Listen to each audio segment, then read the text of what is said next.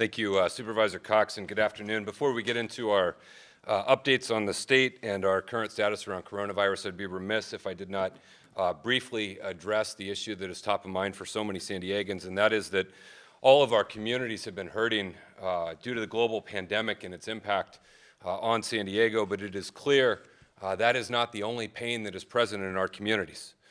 This weekend showed that the pain is much deeper and it goes much further, particularly in the Black communities.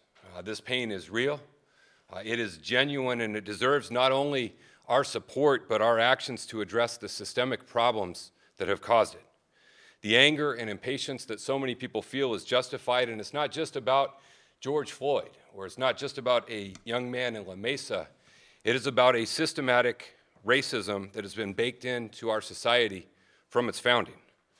For those who are in pain, who are outraged, who are hurting, I hear you, I see you. I cannot begin to understand all of the pain, but I can appreciate it. As a father, I can appreciate the fear of losing a child. As a human, I can appreciate the fear of losing anyone unnecessarily. I can also attest to the gross inequities that plague our country today, and I can understand your basic desire for fairness. At the end of the day, that's what this is about, the desire to be treated fairly, to be treated equally. This is not a time for lip service. We can't continue to wait. We need actions, and things need to change.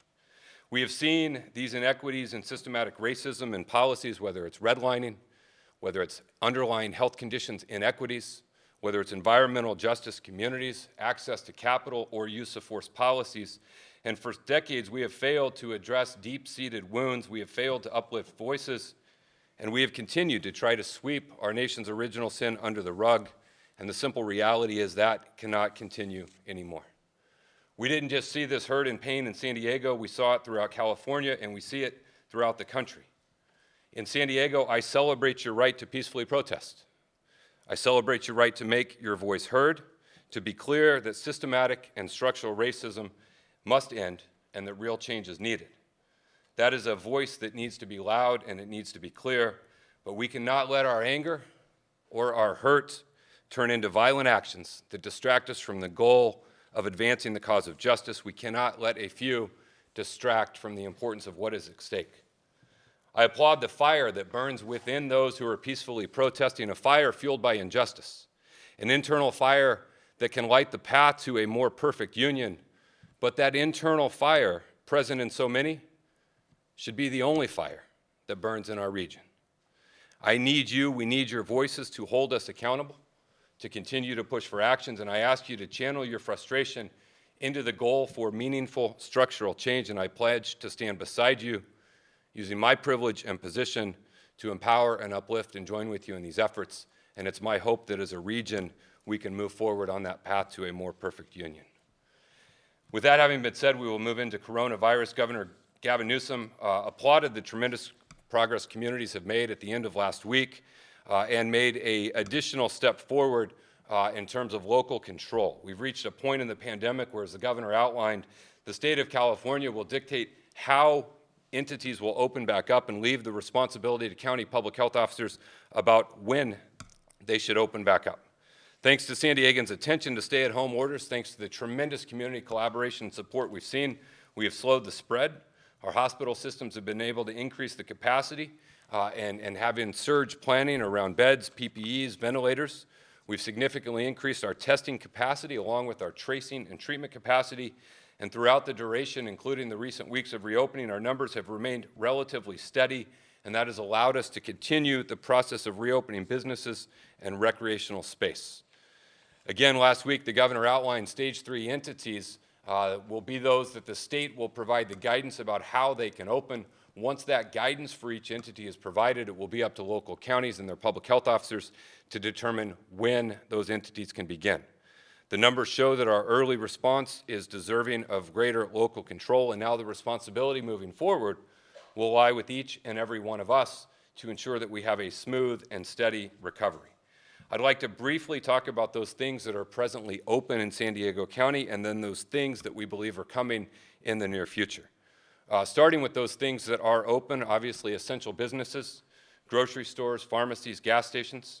The reopened businesses include things like retail and mall, swap meets, manufacturing and logistics, retailers, offices with telework when possible, car washes, pet grooming, residential services, dine-in restaurants, and hair salons and barbershops.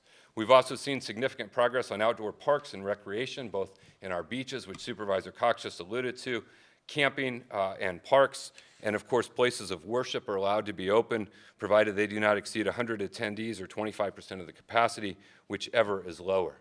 Statewide, the following are still closed: bars and nightclubs, entertainment venues, gyms and fitness studios, public events and gatherings, convention centers, nail salons, and mass gatherings. Some of these will be in stage 4, as the governor has alluded to. A number of them we expect will be in stage 3, and we will stand by for the state to put out new guidance on new industries. Once that guidance is received, that will outline the how, and then our local county policies and public health officer will outline the when. But again, to reiterate, our ability to continue to move forward is predicated on our ability to continue to have widespread cooperation and continue to slow the spread of the coronavirus. And so for all of the San Diegans that are daily taking action, we thank you and we appreciate you, and we will need your ongoing efforts and commitment as we move forward. We'll now jump into our charts for today. Testing, as is common on Mondays, is down a little bit, 3,655, a little bit below our 7-day average. Contact tracing, 384. We continue to make progress towards our goal there, along with our investigations performed now over 9,000. Our treatment in public health motel rooms remains available and presently utilized by 107 individuals. Today we're reporting 73 new positive tests out of the 3,655 for a 2% average. Our rolling 14-day average is 2.9%, and so this is certainly trending in a good direction. Our daily hospital census has our total COVID-related hospitalizations holding steady. ICU numbers down a little bit, non-ICU up a little bit, but holding steady there just shy of the 400 mark, which has been generally consistent over the course of the last month or so. Next, you can see our COVID hospitalizations at the bottom, non-COVID hospitalizations at the top. Again, they're holding steady just under the 4,000 number, and above that you can see the 80% bed capacity reserved for COVID. Final slide here is our ICU utilization. You can see our COVID-related ICUs holding generally steady. Non-COVID dropped a little bit yesterday to today, bringing the percentage of ICU beds occupied down a little bit. These and other metrics are ones that we monitor in real time every single day as we assess our ability to continue what has thus far been a very successful reopening. I'll now turn it over to Dr. Wilma Wooten for a public health officer's report.